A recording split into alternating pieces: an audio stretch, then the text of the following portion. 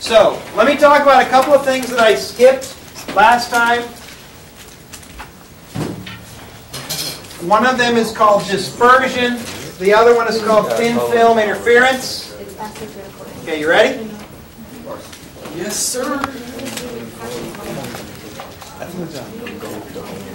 Okay, light. When it goes through a substance, remember I said that the only difference between different electromagnetic waves is their frequency, right? Frequency, wavelength. And that the frequency, the rate at which they vibrate, makes them interact with molecules differently, right? So like radio waves pass through you, gamma rays pass through you, but infrared, it's the right size to heat up your molecules and things like that, right?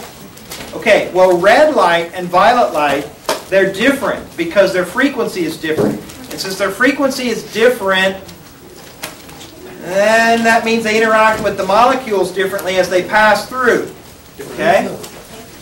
Yeah, and that means that they're going to travel through this material at a different speed. If they travel through this material at a different speed, that means they're going to do what? Yeah, they're going to bend at different angles. So, what we end up with is white light going into a prism. And Pink Floyd. And Pink Floyd coming out the other side. That's exactly right. Let's see if we got enough Pink Floyd colors here. See, red will go through like this. Red, no orange. How about yellow? Green.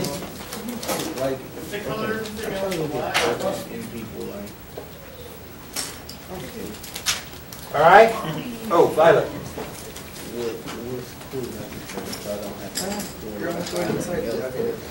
And that brings up the possibility that we might have internal reflection for one frequency, but not another, right?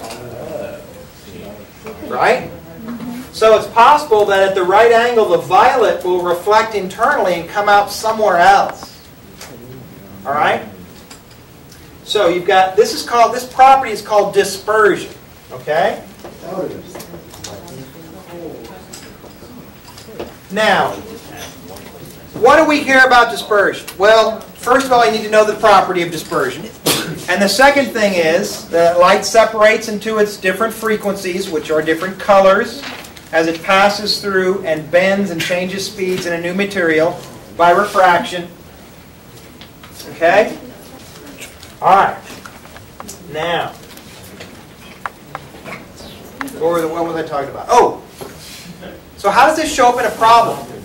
Okay? You may end up with a problem that looks like this. N for red might equal 2.40. And N for violet might be 2.44. Okay? Now, this substance would be a diamond. Now, in general, they would give you N equals 2.42. But in reality, each different frequency of light is a slightly different index of refraction. Okay? Which is going to separate the light into its colors. So they give you an average. But if they happen to give you individual ones, then just use the individual ones for whatever color we're talking about, right? Got it? All right. So there you go. Not that big a deal. Now, girls. All right. This is why when some greasy-haired boy says, "I want to marry you," all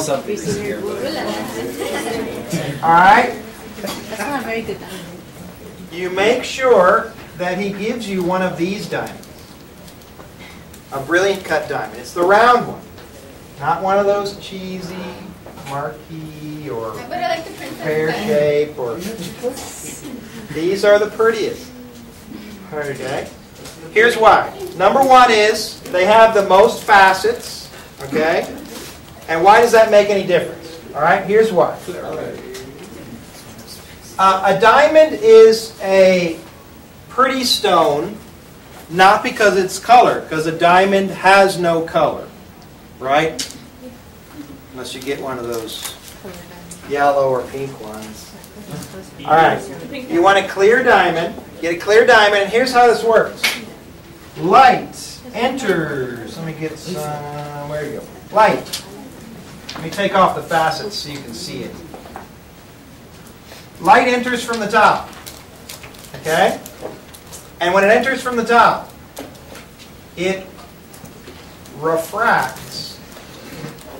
And because it has a very high index of refraction, it bends a great deal. Now it hits this surface back here, and it hits at an angle. And this angle tends to be greater than the critical angle. Actually, here, let me show you why a diamond can look so bright. Yeah, here, let me show you why. A diamond is normally mounted up on top of the ring. Okay? Okay, it's mounted up on top of the ring and not buried inside the ring so that light can enter from the sides. Okay? When the light enters from the sides, it bends towards the normal. Okay? So here you go, theta 1, theta 2. It hits over here. When it hits over here, see this angle, theta 3? Okay, everybody real quick. What's the critical angle for a diamond? Diamond in air. Okay? So right here, it's coming from diamond, going to air. What would be the critical angle? Go. We know the other angle is going to be 90. Okay, everybody get your calculators out. Who doesn't have a calculator? You're going to need calculators today. Okay, remember, n1 sine theta 1 equals n, n, n2 sine theta 2. Now, where are we at? We're in the diamond, right? So, diamond, 2.42 sine of critical angle equals, what are we going to? Air, which is 1. Sine of 90. Okay, when you're at the critical angle, remember that the light ray will exit along the surface at 90 degrees to the normal. Okay? Now, that means sine of 90 is 1, so that makes this whole side become 1. All right? So, you can now find the sine of the critical angle, or the critical angle. For a diamond, it's pretty small, right? Okay, 24.4. Now, since 24.4 is a very small angle, comparatively speaking, that means that unless the light ray is inside of that, that means unless the light ray comes up inside of this 24.4 on either side, then it's going to reflect inside, right? So anything outside here, a light ray that comes up like this is going to bounce off. A light ray that comes up like this will get out. All right? Let me show you that quick.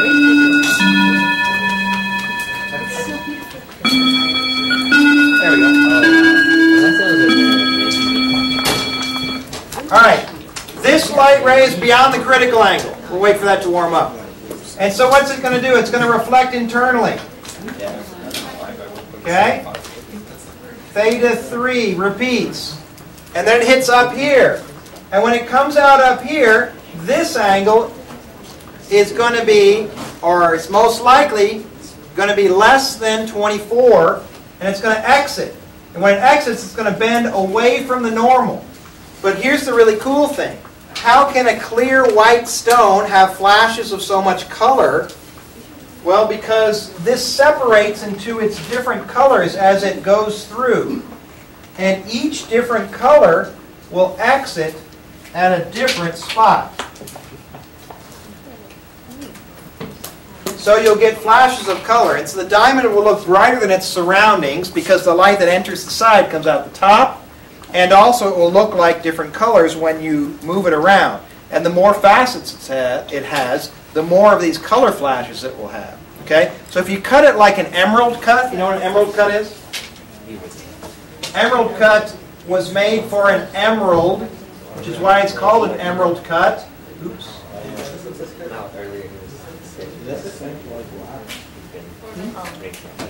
Do you know why they had emerald cut for emeralds? Because emeralds are extremely brittle, and if you try to cut them, they break in half. So it has very few facets. If you cut a diamond like this, it'll look like a piece of glass. Okay? It won't look like a diamond because it won't enhance any of its special properties. Okay? So what you want from a diamond to make the diamond look the prettiest is you want it to have the most facets. And the round, which is called the brilliant cut diamond, has the most. Unfortunately, the round diamonds will look the smallest. Okay? For the same amount of carats. So you got to spend more for these. All right, so let me do this. And where is it? Here it is. All right. Mr. Broom, Yes, sir. I have a question. Yeah. Why do then some rocks stay like shining, sparkling too? Some rocks do. Now it could be that they've got little geometric surfaces because it's a crystal, and they reflect real well, and so they have little tiny crystal shapes all over. So when the light hits it, they shine off at different angles. So you can get the kind of the same effect from that. But that'll just reflect whatever light hits it. It won't turn it to another color unless the mirrored surface, the crystal itself, has a color. Okay? Like fool's gold is like that. Yeah. And it has kind of a yellowy color. It has all these little facets to it from the crystal shape.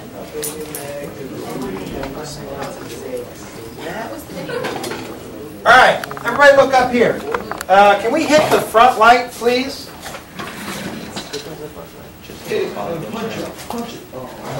Okay, this top substance up here is air. The bottom substance is water, okay? First thing I want you to notice is if we go straight in with my flashlight, it goes straight through, right? Okay, no big deal. All right, if we move this way, since we're going from air to water, notice this is the direction the beam should go, but this is the actual direction of the beam, right? It bends, and it bends toward the normal. So here's my angle of incidence, or theta 1. Here's the angle of refraction, theta 2, all right? Notice that I can move this thing anywhere along here, and it always enters the water. Put it below the water. Okay, now if I go below the water, it goes straight up. But as I move it out, notice I'm running out of room because the angle's getting bigger, and I hit the magical angle here, and I get total internal reflection. Nothing exits anymore. It says total reflection. Oh, there we go. Okay, so it exits, critical angle's right about there. So that's for air and water. Okay? And it shows the critical angle for air and water to be somewhere around 49 degrees. Okay? Now, if I go from air to glass, the critical angle is somewhere around 41 degrees. And for a diamond, what did we calculate? 24?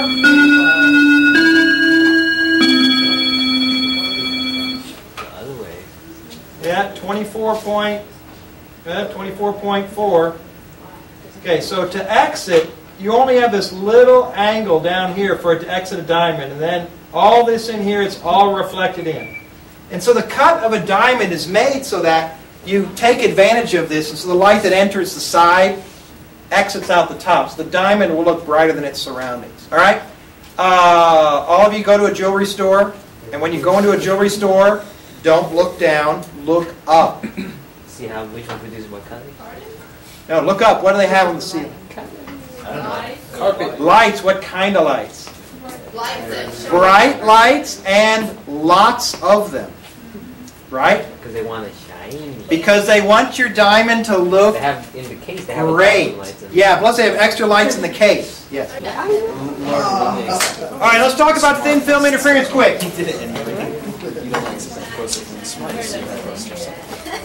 I thought it would have round edges. Right there. Right there. That's Kevin.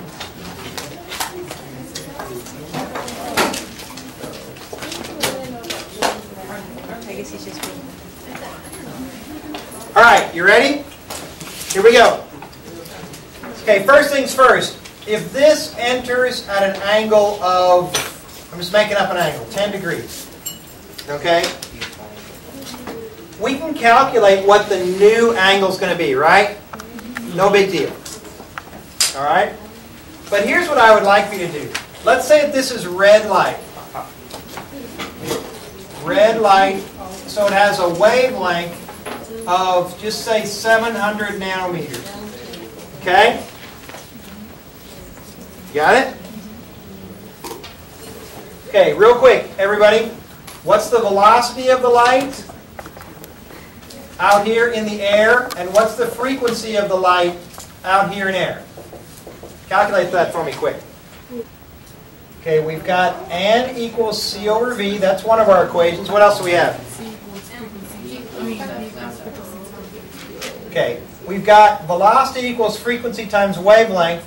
But what will our velocity be out in air? The same as speed of light, c. Yeah, it'll be the same as the speed of light, right? So this will be c for us. But only in air, or technically in a vacuum, right? So we've got 3e8 meters per second equals frequency times 700, okay, e to the negative 9th meters. So our frequency turns out to be 4.28 e to the 50. 15th? I got 14. Is it 14 or 15? 3e8, 7. I get e14. I get 14. 14? Yeah. Okay. Got it?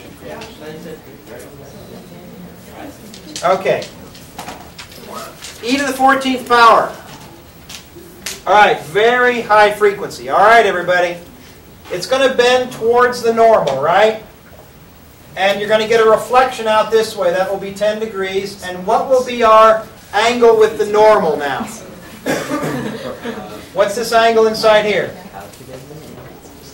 Okay, coming from air, sine of 10 equals 1.5 sine of theta 2. So theta 2 equals, what is it? 6 point what?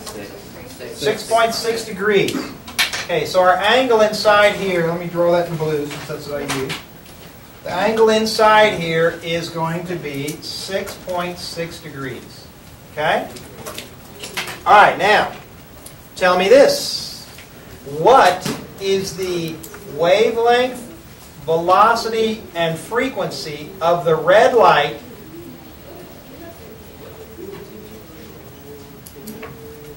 inside of this plastic or glass or whatever this is?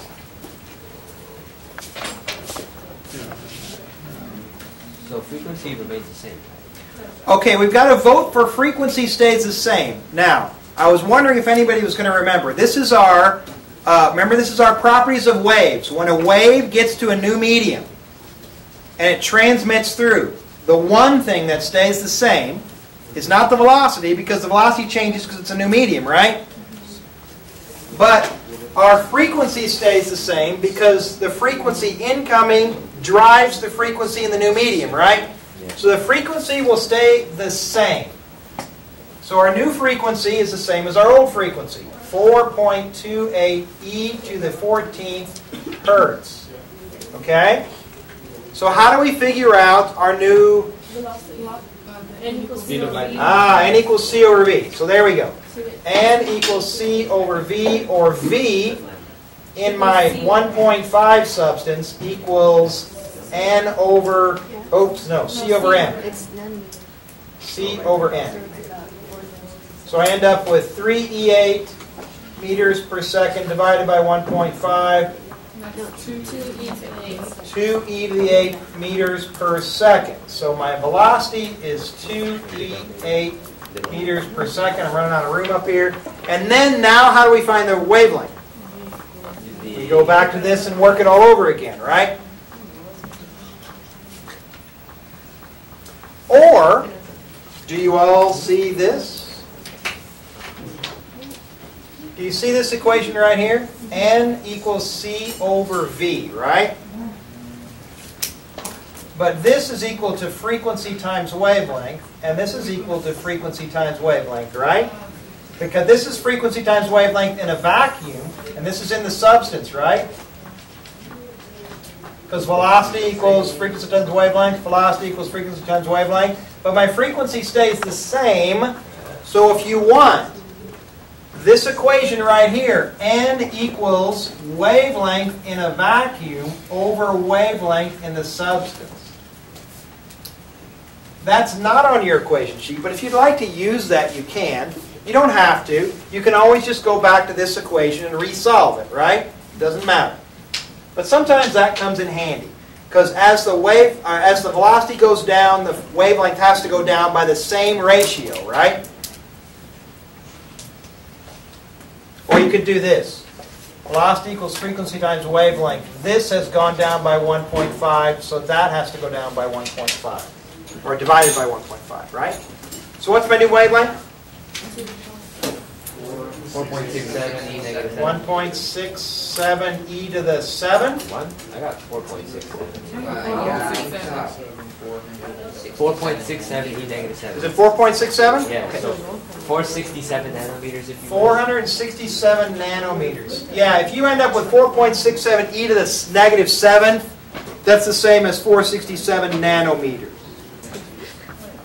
You will need to do that on the exam. They will ask you what's the frequency and wavelength and velocity of the wave when it enters a new medium. It's not very hard to do. Just remember the frequency stays the same. You'll use the index of refraction equation to find the new velocity, and you can either use velocity equals frequency times wavelength or this one to find out your new wavelength. Okay? Remember, frequency stays the same. Now, what happens to this wave when it hits the bottom? Well, it will refract again, back out to 10 degrees, because this side's parallel to that side. But it will also bounce off and come back up this way with 6.6 degrees. And then when it comes up here, part of it comes out that way and part of it reflects again. Yikes! It gets kind of ugly. So let me redraw it.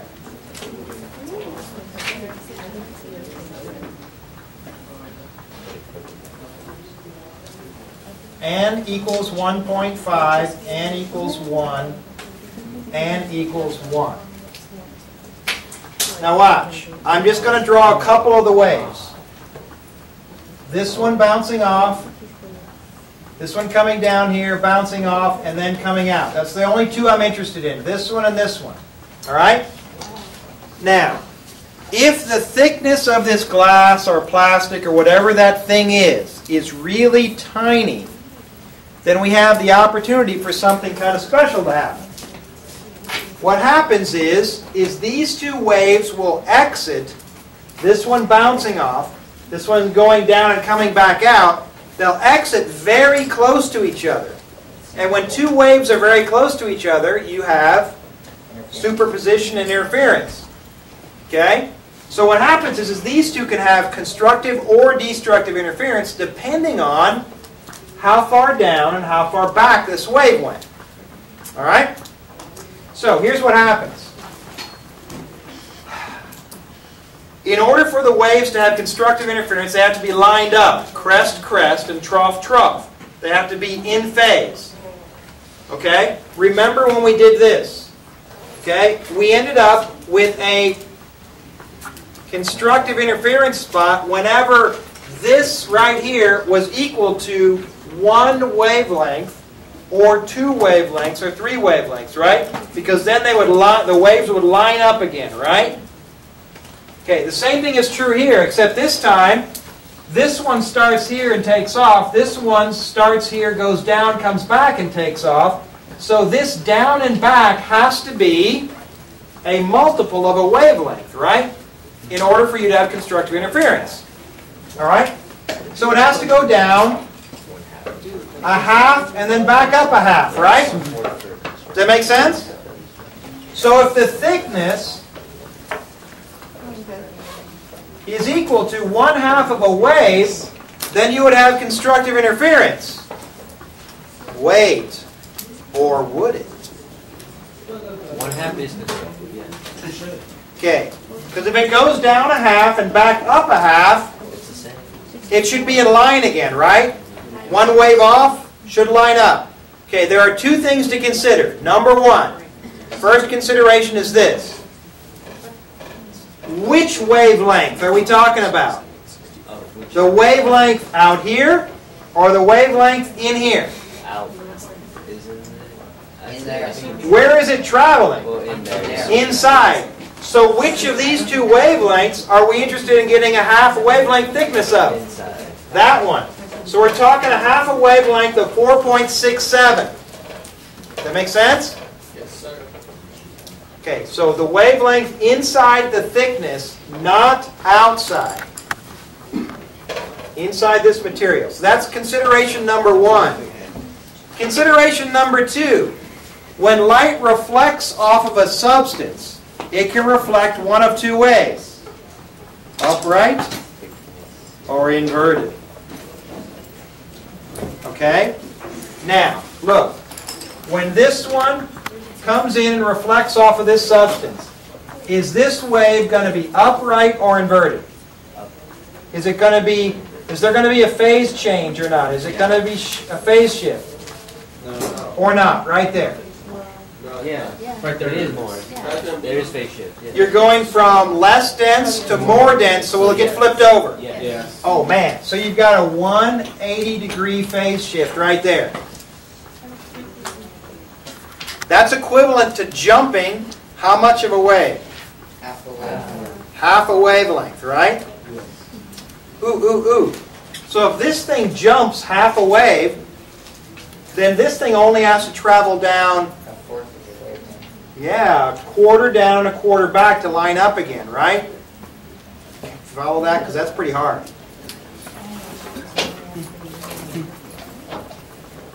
Got it? Okay, but wait a minute. What about down here? Do we get a phase shift here? Why not? Oh, you're going from more to less dense. So no phase shift here. So no phase shift here, but a phase shift here. All right, so look, here's the deal. If you have one phase shift, only one. If only one phase shift, then what's my thickness have to be? 1/4. It's got to be 3 1/4 of a wavelength to get constructive interference.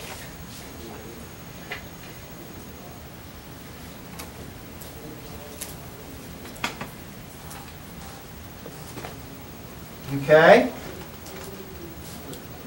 But what if you have no phase shifts? 1/2.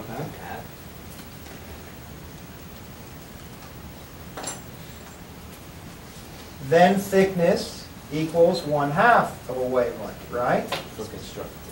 For constructive again. All right? Is it possible to have zero phase shifts? What would it look like? Always going to It would all be the less same. dense. Yeah, you'd have to be going from like 1.7 to 1.5 to 1.0, right? Then no phase shift and no phase shift. No and no when you reflect. Wait a minute. So you could have one phase shift or zero phase shifts. Could you have two phase shifts? Yeah. Yeah, what if you go from 1 to 1.5 to diamond, 2.42? Oh, and then you would have another 180 phase shift. Say, what happens if this one jumps a half a wave, and then this one jumps a half a wave? Then it's the same as this if they don't jump at all, right? Like if I step forward one step and somebody else step forward one step, then we're still back in phase, right? Okay, so if you have zero phase shifts or two phase shifts, so a lot of times they'll just say even, an even number of phase shifts, then your thickness needs to be a half a wavelength thick, a half a wavelength of whatever the wavelength is in that substance, all right? And if you have an odd number of phase shifts, then you would only need a quarter of a wave, okay? Okay, dare we do it? What if you want destructive interference instead? See, like my lenses, I don't know if you notice it or not, but my lenses They're getting kind of old, but when you see the reflection off my lenses, it's not a white reflection, it's kind of a purple or blue-green reflection. Okay? That's because I have an anti-reflective coating on my lens. That means that the light that hits it and bounces off has destructive interference. And if there's destructive interference for the light coming off, that means that energy has to go through the lens instead of bouncing off the lens. So it makes things brighter when I look through them, but also it makes the reflection not as bright. Okay? If you have glasses that have a nice bright white reflection, then they're just a regular no coating. Okay? But if this has a very tiny coating, if I want destructive interference, then remember this right here. When I got to destructive interference, how far off were the wavelength paths? Half a wavelength. Ooh, half a wavelength, because that causes destruction, right? Because then a crest meets a trough, right? Okay, so here we go. So I need to cut, notice from one wavelength to half a wavelength, I'm cutting it in half. So here you go. If you want destructive, thickness equals 1/8 of a wavelength for destruction. And so over here, thickness would equal 1/4 of a wavelength.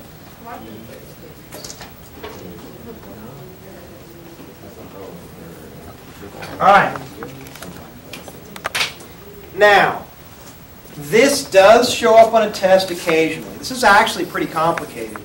And so if your brain's swimming a little bit about this, it's not uncommon because it's really a lot of things all put into one. Number one, you've got reflection and refraction. Number two is you've got a change of a wavelength and speed inside the substance. And then you've got wave interference, right? All in one problem. So it's a pretty thick problem. So, at one fourth of wavelength, we would have both destructive and constructive, or? No. It depends. Hang on. That's a great question. You're either going to have an odd number of phase shifts or an even number of phase shifts. Okay. If you have an odd number of phase shifts, then this doesn't apply. Okay? So like in this one where I go from air to plastic to diamond, I have 2 phase shifts, so I'm down here. So at a half a wavelength, I'm going to get constructive interference, and a quarter wavelength, I get destructive interference. Okay? Now, since light is a variety of colors, right? Red to violet, do you notice that they cannot put a single coating on my glasses that will destroy all of the reflection? Yeah. Right? So what thickness do they make it? Between. Yeah, somewhere in between 400 and 700 nanometers, right? So they do it in the middle. And notice that there's no orange, okay, no yellow reflection. You know, it's kind of it looks like kind of a purpley blue reflection. Okay, so it looks like they're cutting out the front end. You know, red, yellow, orange, greenish. There's a little bit of green maybe, and then it looks like blue and violet is reflected off. Okay? So they can only destroy some of it. Now you've seen this. This is called thin film interference. You've seen this in soap bubbles. Okay, everybody go home, get out your soap bubble blower and blow soap bubbles, okay? And you look at the colors of them. Do it on a nice sunny day.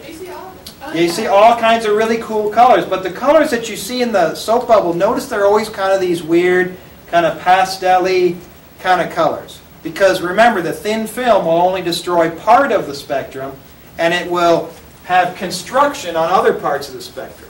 Okay, so you get these colors. Also, the next time it rains, go out in the parking lot, and you'll see on the ground there's like that little oil floating on top of the water, and you see that rainbow thing in the oil. It's the same thing.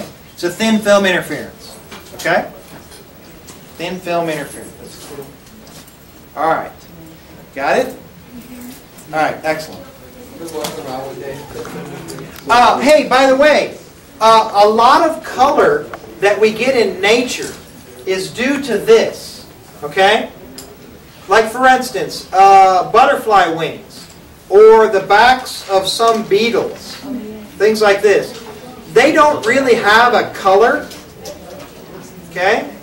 But the structure of the shell of the beetle and the structure of the butterfly wing is such that it has a structure that would be, I'm going to simplify it like this. Okay, and as light waves come down and bounce off, guess what? This thickness, you ever seen those really bright iridescent blue butterflies? Well, we don't have any around here. They're from South America. Yes. But, Yeah. so we don't see those. We see them all the time. Yeah. Anyway, this thickness right here is exactly 1/2 of a wavelength of that blue light. So that when the light bounces off here and here, you get constructive interference for that blue color. The actual color of the substance that the wing is made of is not blue. It just has constructive interference for that blue light. Okay. On the exam, you'll be expected to know like if there's a phase shift or not when it hits a material and it bounces off. No big deal. So generally in a thin film interference problem, it's not going to be that challenging because there will be parts to it that you can know how to do. Figure out which surfaces you have a phase shift, which ones you don't, what's the new wavelength inside, and then the last question is usually, what's the thickness for constructive interference. So that's only the last part of all of those different parts. So it's usually not that bad. All right. Okay, we're going to talk mirrors first. Ready? Mirrors. Mirrors operate on the property of reflection.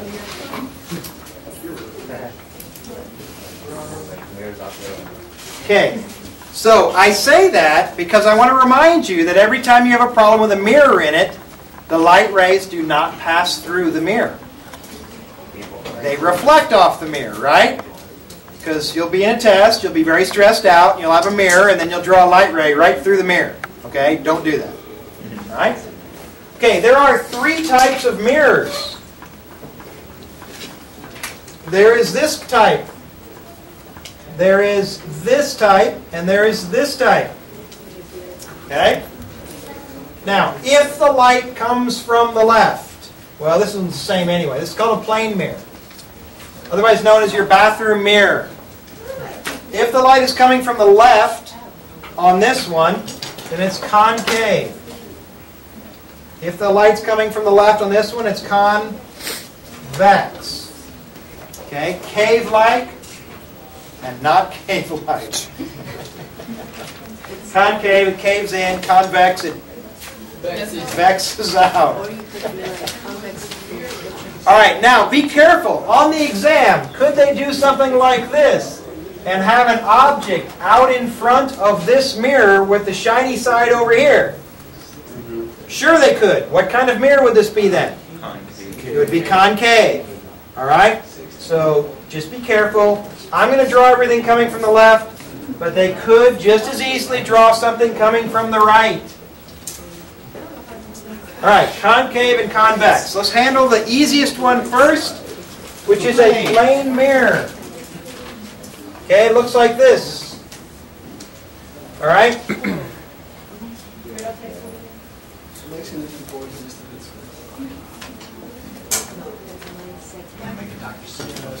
Hey, shh, you ready? Okay, you're going to wear your hat with the light bulb on top. Okay? And the light bulb is going to output lots and lots and lots of light rays. Light rays, light rays, light rays, light rays, light rays. Of which only some of them will hit the mirror. Okay? So let's take a look at this one that goes straight in, hits the mirror. What will it do? It will bounce straight back. Okay? So I'm going to draw the incoming going red, and I'm going to draw the outgoing with green. Alright?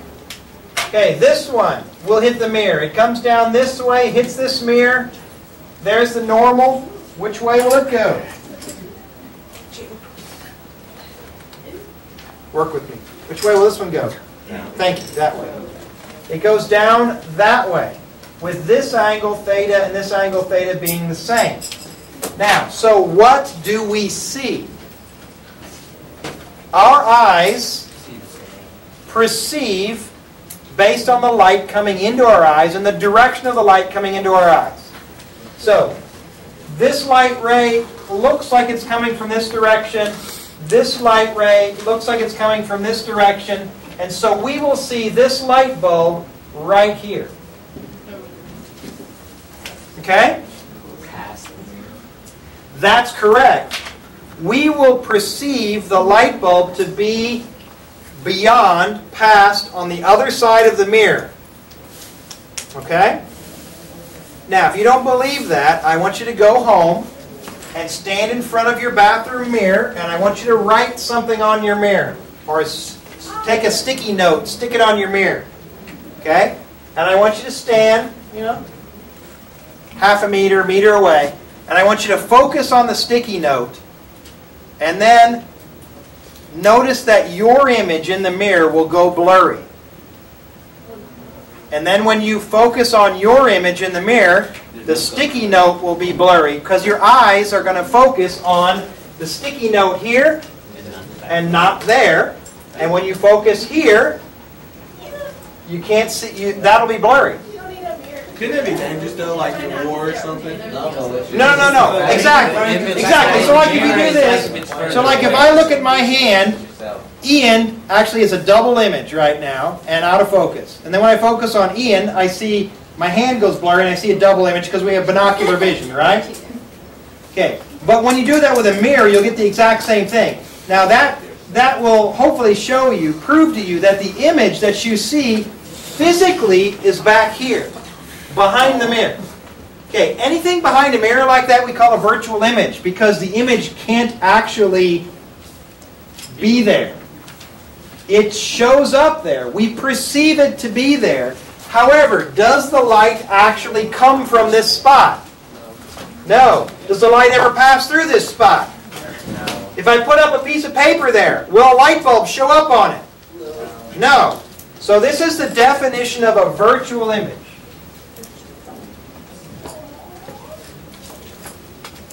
Every time you have to backtrack rays that diverge bouncing off the mirror, and you have to backtrack them to see where they came from, that's a virtual image. Got it? Okay, virtual image. Light never came from that spot, doesn't pass through that spot. You can't project it on a screen of any kind. It just looks like it's coming from there, but it's not really coming from there. Okay? So, if I did this for this image, for this object, I would get this. I would get this over here. I would get an object and an image that are the same height. So here you go. Here's how we're going to describe these images. You ready? This image is the same size. It is virtual. And it is upright. Thank you. You've been saying that for three minutes now. Virtual, upright, same size, and we need to give its location. Now its location is behind the mirror, but it's also, if this distance is x, that distance will be x. So it's behind mirror at same distance. Okay, you're going to find a couple of things, everybody, that repeat themselves over and over again. Number one is the size and the distance from the optical device will be related. The closer you are to the optical device, the smaller the object will be, or the image will be, relatively speaking. Okay, since these are the same distance away, they're going to be the same size. Okay? This is just for a plane. Actually, you're going to find that this is the combination for a plane mirror, but this size or distance from the mirror and size of the image will be related. And virtual and upright will always be together as long as we have a single optical device, one mirror or one lens. If you have multiple mirrors and lenses, then these two will not necessarily always work together. Okay, you said virtual and upright? Virtual and upright will always be together if you have a single mirror or a single lens. All right, so there you go. There's a plane mirror. You're done. That's all a plane mirror does. Okay, everybody's got your hand out, right? This one right here. Okay, everybody got their hand out? Okay, on the very top one, I want you to label your mirror appropriately. Okay? This dot right here is called the focus. We'll explain why in just a minute. This dot right here is called the center of curvature. I'll explain that in just a second. Okay? So let me write that up here. This is the focus. This is the center of curvature.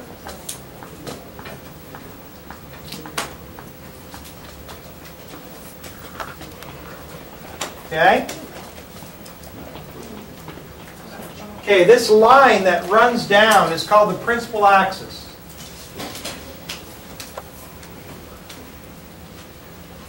And the one that runs down and splits everything symmetrically is called the principal axis. Okay? Alright, the left side will be our plus side. This is the plus side. And this is the minus side. Otherwise also known as the real side and the virtual side, if you prefer.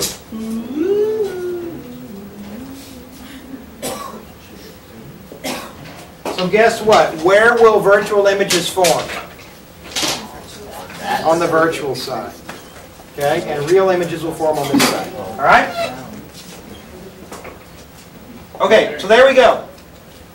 Now, why are these called center of curvature and focus? Well, it's called center of curvature because if you draw a radius from here, now my curve is not exactly right, but if you draw this from here to here, this is a radius,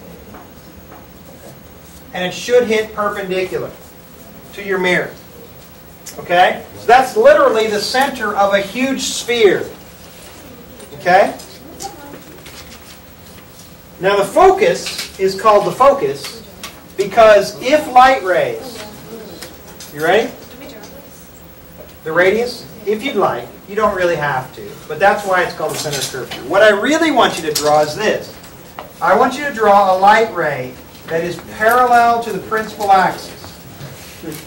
I want you to draw 4 of them. 2 down below and 2 up above. Now, I know that some of you will be parallel deficient.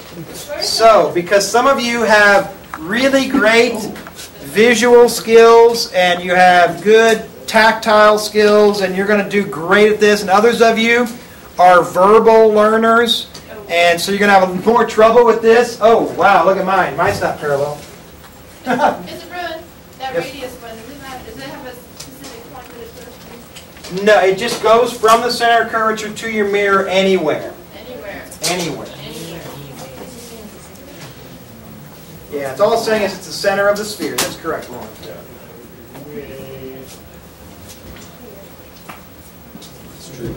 All right. You got yourself 4 light rays coming in?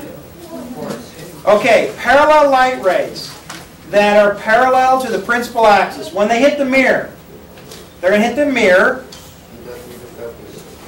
And because they're going to hit, well, yeah, they're going to hit and they're going to go through the focus. Let's just say it that way. It's the easiest thing. Okay? And they'll all go down to the focus, or pass through the focus. All right? That's why it's called the focus. Because it focuses the light. If it's visible light, it focuses sound waves, if they are sound waves. Okay?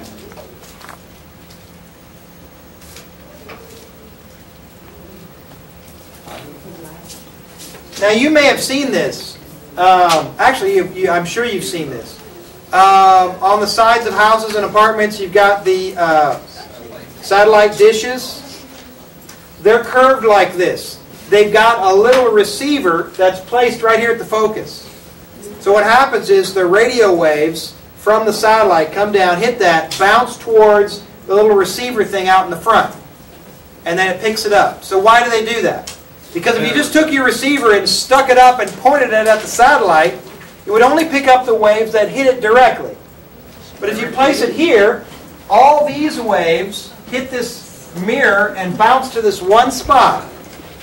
And so it amplifies the signal. So that's why they have those. Now, if some of you may have seen the really old satellite dishes. Yeah, and they're like huge. They're like as big as these desks or bigger. Bigger. They're ginormous. Yeah. Yeah, they're like 10 feet across. They're crazy big. That's with the old technology. With the new technology, the satellite dishes are very small, quite small. All right, you may have seen these on the sidelines of football games, where you got some dude on the side, and he's holding it up, pointing it at the quarterback. Oh, yeah. Yeah, he's picking up what the quarterback's saying or what the players are saying. Okay? You can get one of these, by the way. You can get a small one about that size. Hook up microphone at the focus. And you got, yeah, you can hold it out and in the crowd and listen to specific people as you point it at them. Really? You betcha. Let me get one of these things. Gonna have fun. All right. Hey, but wait. There's more. There's more. What if we don't want to focus the light? What if we put instead a light bulb right here? Well, it'll go the other way around. Then it'll go the opposite direction and it will create a beam. Okay? So if you put a light bulb there, then it will create a beam. So like flashlights do this, headlights on cars do this. They have reflectors behind to send more of the light out straight. Pretty nice. All right, so there you go. Now, Next picture. but that's not what we want. What we want Next picture. is the next picture. All right, so here's my focus. Here's my center of curvature. And I want you all to place a person out here. And Like in geometry. I'm going to put a light bulb on top of my person's head. Now, you don't have to put a light bulb on their head. You can really draw anything you want. I'll draw different things up there. I'll draw a circular cow. You could draw a circular cow, yes. Spherical. I'm sorry, spherical cow. Now, lots and lots and lots of light waves are going to bounce off this person and hit this mirror. But what we want to know is just some specific ones. Where are they going to go? So, do you know of all the billions of light rays that are going to come off this person, do you know where any of them are going to go for sure? Well, you know, focus, center. We know the one that's going to go this way. Parallel, where will it go? It will pass back through the focus. And we also know the one that goes to the focus. Ah, and we know the one that's the opposite of that. The one that goes through the focus will bounce back out parallel. Now, that's really all you need, but there is a third one. Anyway, let you draw these two first. Yeah, the third one is, if it goes through the center of curvature, it's going to pass right along the radius, correct? And if it passes along the radius, it hits the mirror perpendicular and it'll bounce straight back. So it goes through here, hits the mirror, and then bounces straight back. So it goes in and then bounces back straight. Now, if you draw all three correctly, then they all should intersect at one single point. But you'll probably draw it like mine, where you're a little off, and you'll have a little triangle here. You can't draw the C one? Oh. Okay, so on yours, since your mirror is only about this big, right? You try to draw this one, it's going to go right past the mirror, right? But mathematically, it still works out. If you just draw it down here and then it comes back out, it mathematically still works out. You don't have to draw it if you don't want to. But guess what? Since all three of them will pass through the same point when they reflect off, how many of these do you need to draw? Any two. Any two forms your image. Okay, any two forms your image. Hey, mine actually touch each other, and there's no triangle. Did it go through correct? Yeah. Excellent, because usually for students, it's very hit and miss on the first several they draw. Hey. Some of you are going to be really great at drawing these and some won't. You need to at least know how to sketch them reasonably well. There will be multiple choice questions that will be something like this where the drawing will already be there. Okay? However, there will be some free response where you actually have to draw this darn thing. And some of you that aren't very good at this, because some of you will be great, some of you won't be, just like in anything. The deal is this. You cannot get these wrong. I will not allow you to get them wrong. Because we have equations that will tell you exactly where it's supposed to be. And so work the equation first, figure out where it's supposed to be, and then make sure it ends up there. Yes. Right? Sounds like lab. Sounds like lab. All right. Let's describe this image. First of all, what happened to our person? The light bulb's upside down now.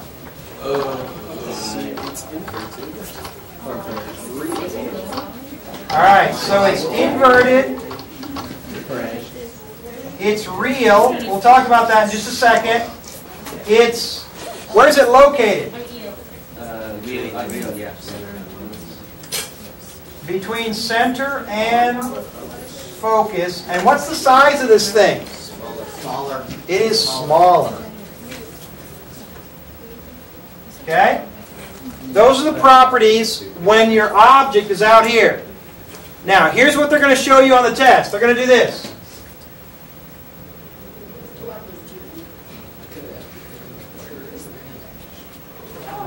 They're going to say a house is out here, and they're going to give you the distance from the house to the mirror. And they're going to say the focus is in here, and they're going to say what kind of image is it? And they're going to give you options. Will it be real and larger?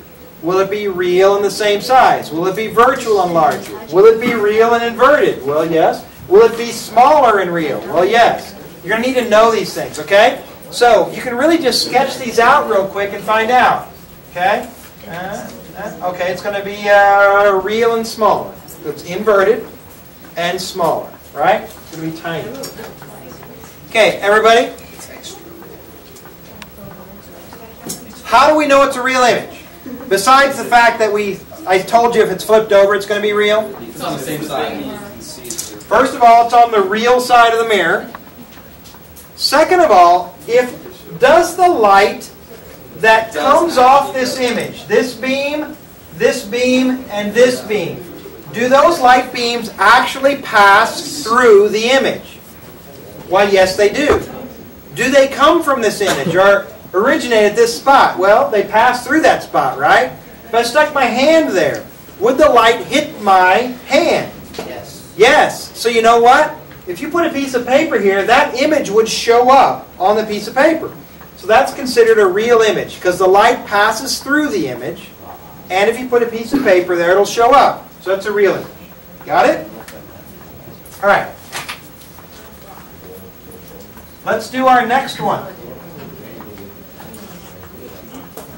What did it say, inverted what? Real, inverted, smaller, and between C and F.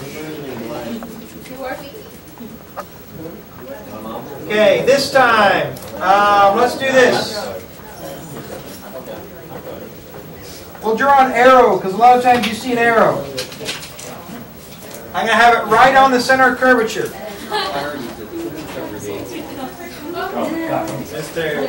Yes? I drew that, but I made it a stick figure. So it's a stick figure. I'm sorry. Here. And the carpet.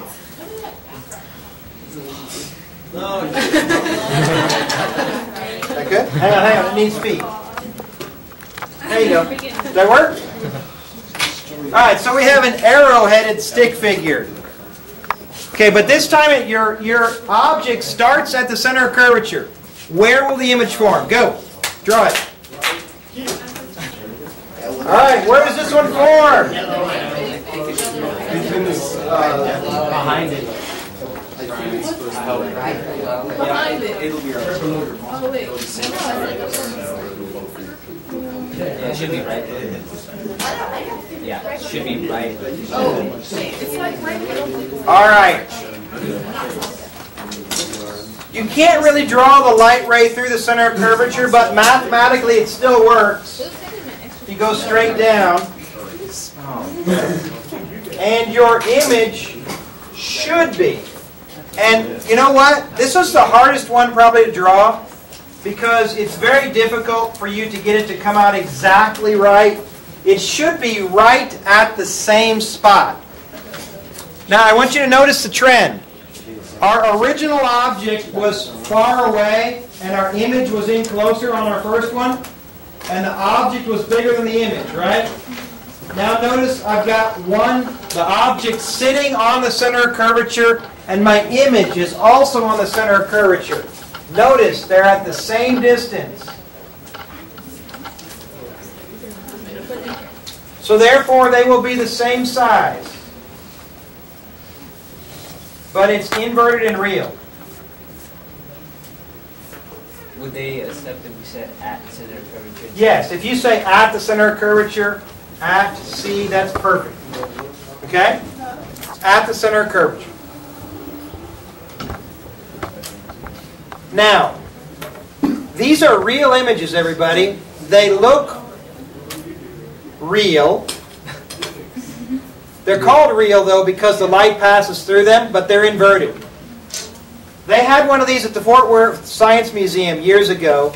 They had this optical illusion exhibit. It was really cool. They had all kinds of different holograms and different types of optical illusions.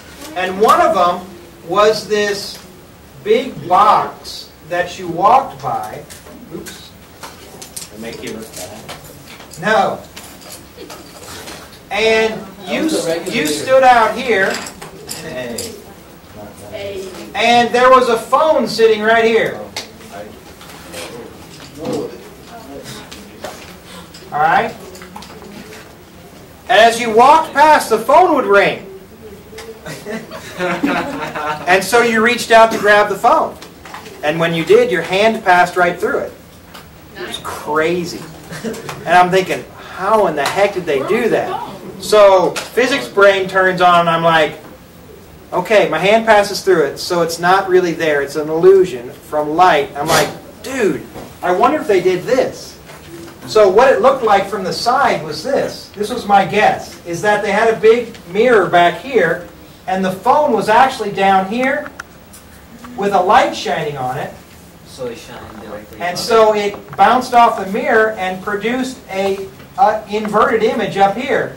And it was the same size as the real phone. And it looked just like it was sitting there. And so... So it didn't look like, you know how holograms look and all that kind of stuff? No. So it wasn't multicolors. I mean, it was an actual... It looked just like a phone. It was really cool looking.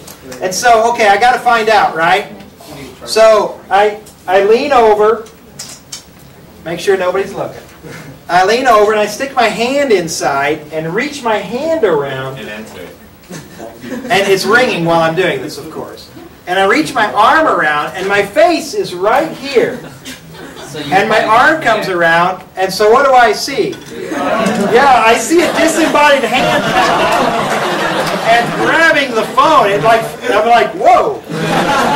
Because it comes around, and so I'm like, I got my face next to my disembodied hand holding the phone. It was crazy. But that's exactly what it was. They had a big mirror back there. No, it's bolted in so it wouldn't fall down.